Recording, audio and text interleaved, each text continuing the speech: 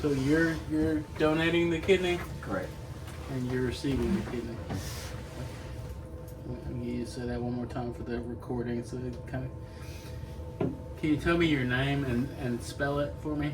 My name is Frances Marshall. Franchhez. Last name Marshall. Marshall. And you're the lupus survivor. Correct. And you're his brother. Can you say his name and spell it? My name is Adrian Smith Jr. Adrian Smith Jr. And I am the donor. Okay. So, how long have you been living with lupus? How long have you known you've had it? Well, I got diagnosed with it December 2018. But after I got diagnosed, I started doing research, and I seen that I started having symptoms of lupus 2017. Okay. So the lupus has kind of affected your kidneys. When did you learn you were gonna need a kidney? Okay, so it first started with a lot of muscle pain and muscle soreness. That's what made me go to the doctor, which when I found out I had lupus. And then I had a couple of lupus flare-ups, which is like you just have a lot of bad muscle spasms and stuff like that, migraines, low energy, no energy. And then so before I found out it was affecting my kidneys, I had blood clots. So I took the COVID vaccine in 2021, and then the end of 2021, I had blood clots in my lungs. After playing basketball, and I found out I had blood clots in my lungs, and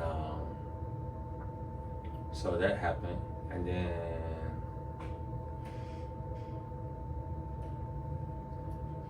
I'm trying to think. Let me see.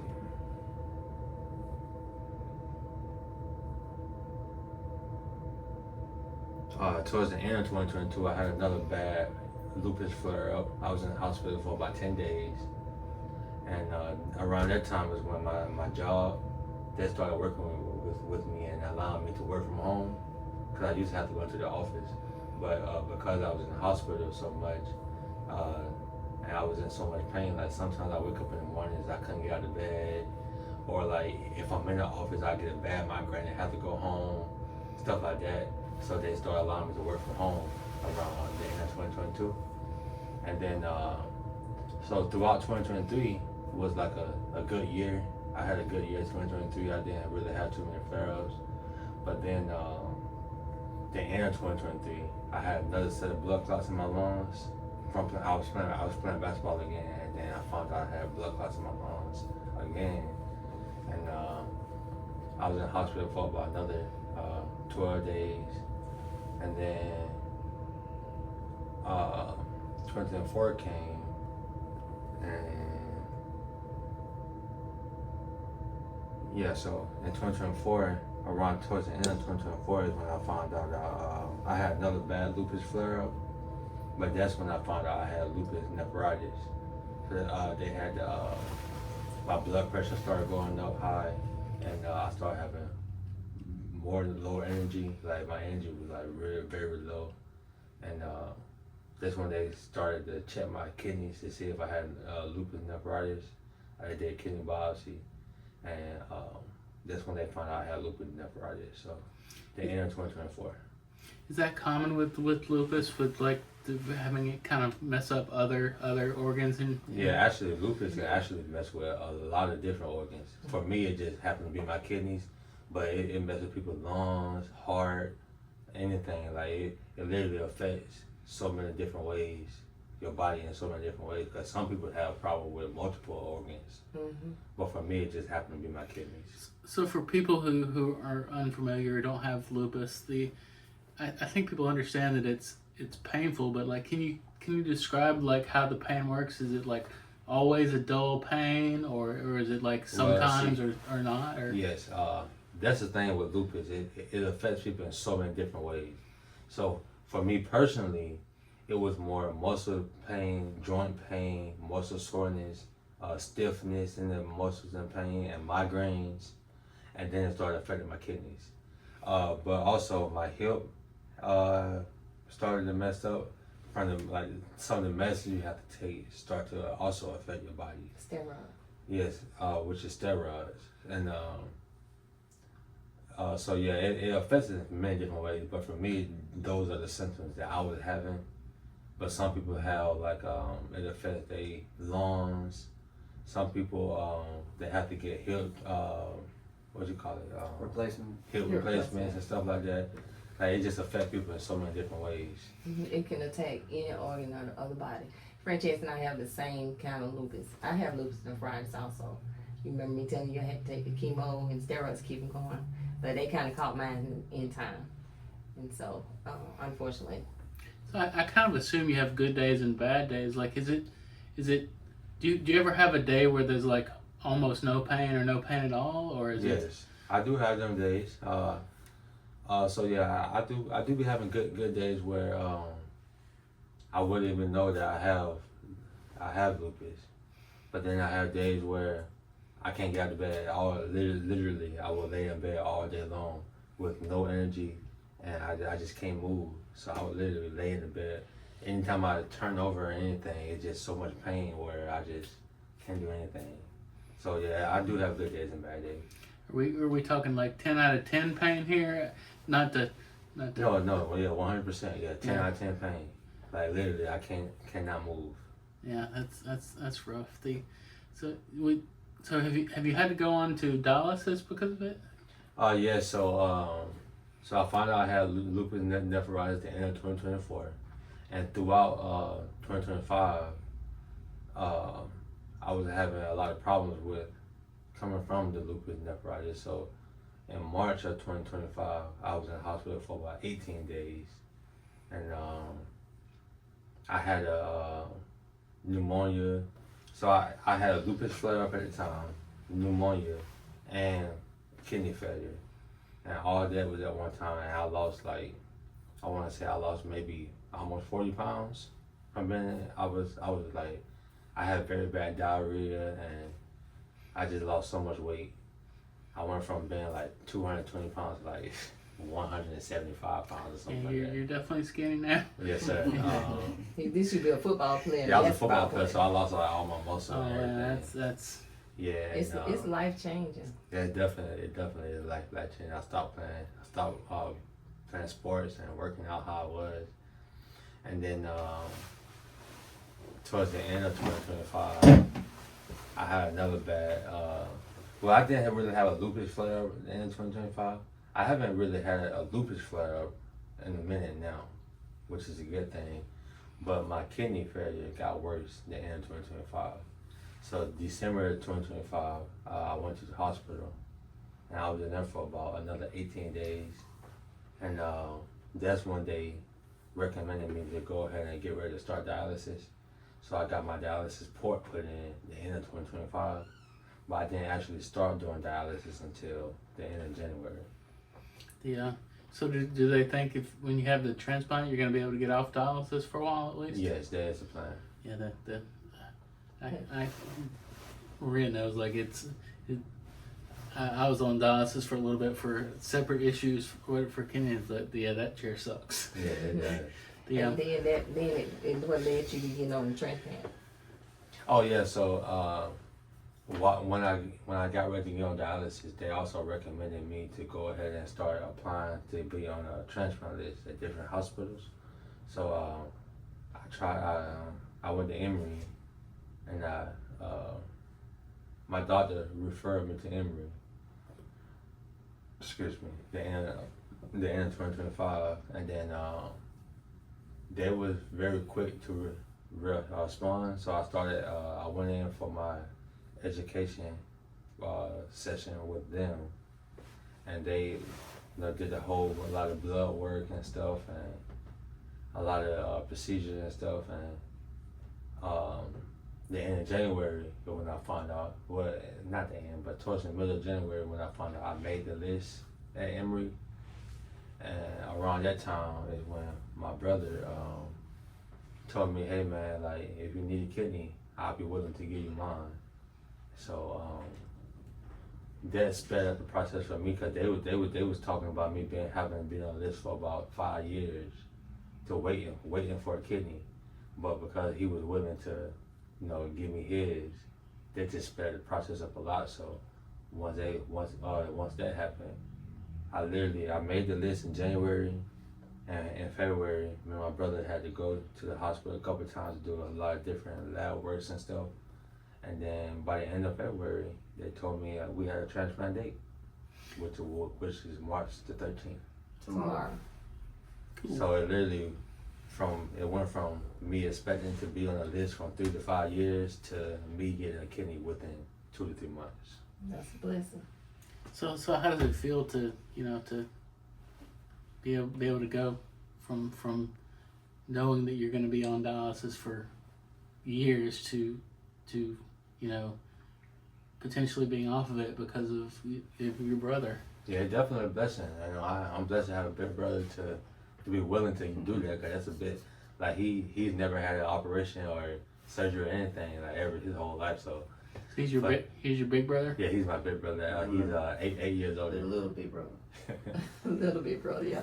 And he has always looked out for them really well. So it's just a blessing. He's so selfless that he is willing to do that. Because some people is scared and won't want to do it, but we thank God that he stepped up and volunteered. He didn't even have to ask. Yeah, I didn't even ask him, man.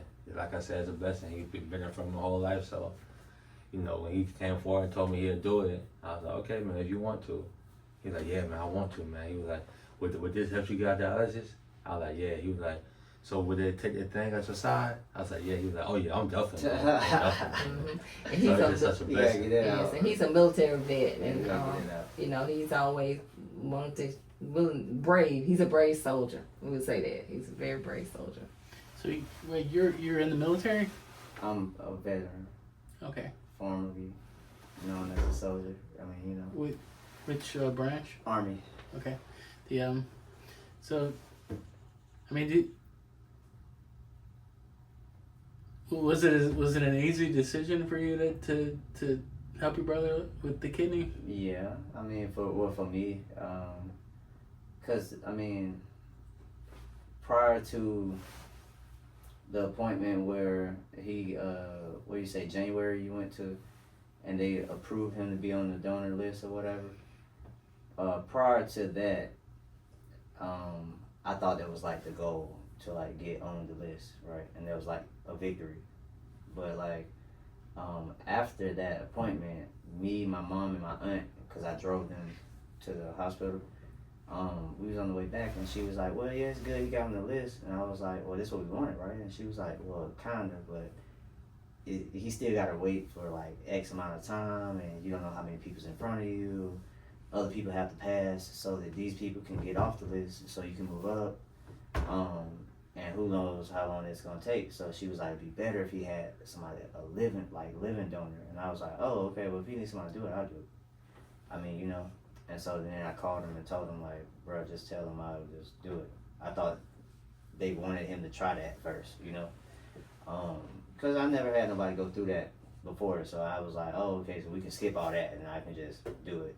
It was never a thought to not do it. Nah, because at this point, I don't know if you're like religious or not, right? But at this point, prior to that appointment, I feel like in my head, God had been like dealing with me about the what if, like, what if he needed somebody to do it? Would you be willing to do it, right? And I started going down the list in my head of reasons I don't have to say no, right? So like, I no longer work for income, right, at this point. So it's not like I'm gonna miss work. I don't have to be, at time off my job, whatever. So the way my life is set up right now is like, I make my own schedule, I do whatever, I do music and stuff like that.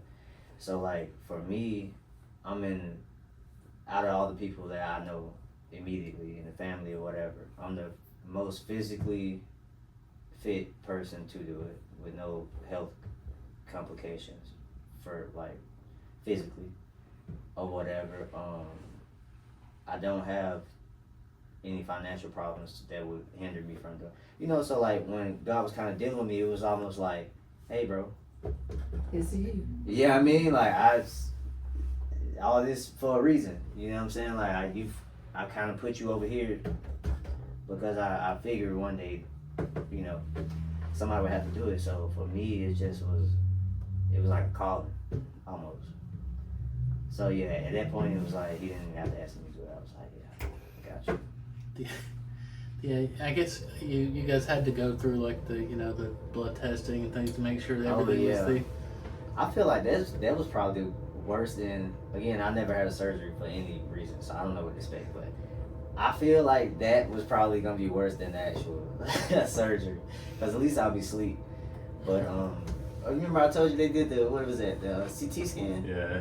Bro, he could have told me, but like I was scared. I thought I was having an allergic reaction or something, because I'm in the little thing. I don't know if you had a CT scan before. Tunnel.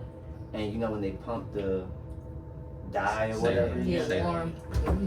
the dude said it's gonna feel like you're about to urinate on yourself, but don't worry about it. It's just stuff going through you. He told me that, so I'm like, okay, cool, I'm chilling. And then he's speaking like through a speaker from another room, so I'm like, okay. And then out of nowhere, I just got hot, like from head to toe, like fever hot, you know, because you felt it. And at that point, I'm like, I'm hot. And then he didn't say nothing. I'm like, yo, I'm really hot. And he's like, that's normal. I'm like, bro, you could have told me that, man, you were about to have a panic attack, because I'm thinking like something is not supposed to be happening is happening. Yeah. You know, but outside of that, you know what I'm saying, like, and I'm what do you call it, like, every time we go, they gotta draw blood every single time. So if you're not a needle person, or you like, you know, you not used to blood like that or whatever, some people will probably be like, oof.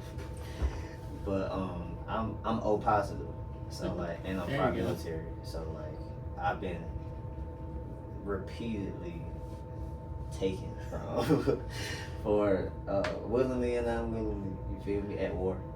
You know what I'm saying? So like that part of it wasn't as bad, but that CT scan, oh my god, I was like, bro, I'm so glad I never had to do nothing like this before. But it also gave me like a different type of motivation and perspective, because it's like I only got to go through this one time. You see what I'm saying? And it's like, how many surgeries you done had since then? Like 4 or 5. Oh, I mean, wow. you see what I'm saying? So Kidney it's like, biopsies and stuff. from my even going through this process, it's like, okay, well, I only have to experience this one time, hopefully, but this one time could save him from having to continue to every 3 to 6 months, every 8 months, or however long, go through this same process. Hospital of 18 days in a row, 14 days in a row. I mean, you know what I'm saying? So people look at it like, what am I losing? But I'm looking at it like, what is he gaining? You see what I'm saying? So it's perspective. That's why I think a lot of people don't do stuff, because it's hard to not think about me. You know what I'm saying? Well, this, I mean, did they think that you were, other than having to go on to dialysis, did they think like you might die because of this? Will this extend your life, or is it mostly just helping you not have to go through all the terrible stuff of dialysis? Oh well, so what led me to the hospital in 2025 was my kidney failure literally dropped significantly. So it was like, once it dropped, it literally started going down and getting worse and worse every single day. So that's what made them want to pick me on kidney dialysis. And then once I got on dialysis, they was like, you will have to be on dialysis until you get another kidney. So that's what made them put me on the transplant. So I guess you can't say that it was leading to maybe me dying if I didn't start dialysis or get on the transplant list. So yeah. Because he was at a stage where they see that they need to do it fast, because there's a lot of people on dialysis that don't immediately have to go ahead and get a transplant. And so I think that's probably why they went ahead and moved him so fast, because the first doctor he was going through to, I think they wasn't seeing it as well as they should have. So he had changed doctors. By the time he changed doctors, I think that he was already a little further along. Yeah. Yeah, because the first doctor I was seeing for lupus, he was a rheumatologist, but because lupus is so understudied, a lot of people don't know a lot of information about it or how it works. Like it's like as the day goes, everyone is gaining more knowledge on lupus, even doctors. So it's like the first doctor I was going to, yes, the first doctor I was going to, he never really even checked my kidneys, cause I guess he wasn't familiar with the different ways that lupus can affect the body. And so once I stopped seeing him, I didn't stop seeing him at first. I went to get a second opinion from another rheumatologist, and he saw that my kidney function was decreasing. So he was the one that actually put it on notice that I need to get a nephrologist and have my kidneys looked at. So yeah. Because I was telling him from my experience, something not right, Frances, you need to go see somebody else. And I'm glad that he did, because that potentially could save his life. Because people don't realize it. There's a lot of people actually die from lupus. Yeah, it definitely is life changing. Like I said, I went from being like a top athlete to not even being able to play sports right now. So, I mean, it definitely is life changing. I have a son, and I remember when he was a little baby, I was scared to stay at home with him alone, because it's like I don't know if I can wake up and get out of bed in the morning, So I don't want me and him being here alone. I can't even take care of him. So it was like hard times like that.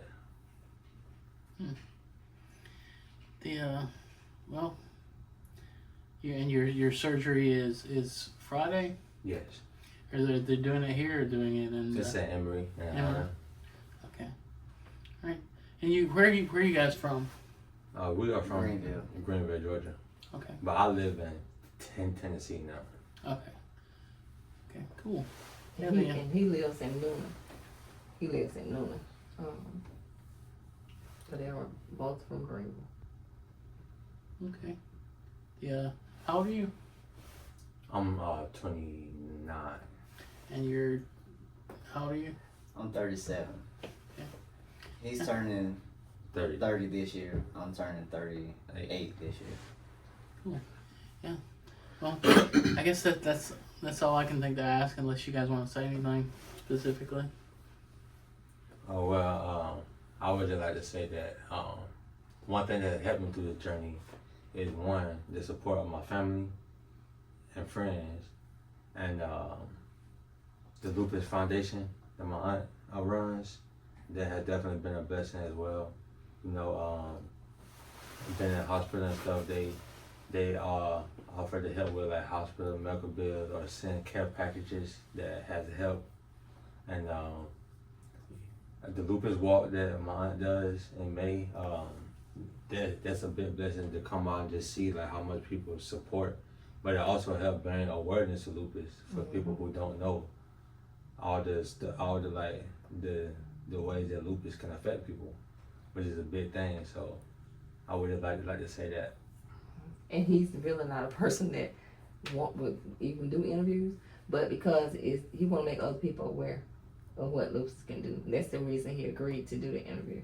Yeah, I'm not really. I don't really like attention, to be honest, and but because of me going through it and seeing how much people do not know about lupus, it has made me more willing to, do interviews or do the lupus walk and stuff like that to bring the awareness for lupus.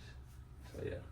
Yeah, and for me, being his aunt is really hard for me to deal with, because I feel like it came from me. He got it from me, and I know medically he can't get it from me, but it's one thing to support other people, but when it's your family, it's a whole new level. Is it kind of genetic? So like if a family member has it, you're a little more likely to get it? Well, it can be generic. It can be medicine induced and drug induced, really. Yeah. So, yeah. Well. And I do think isn't lupus like rare in men or men of color? It's where men period is more prominent in women.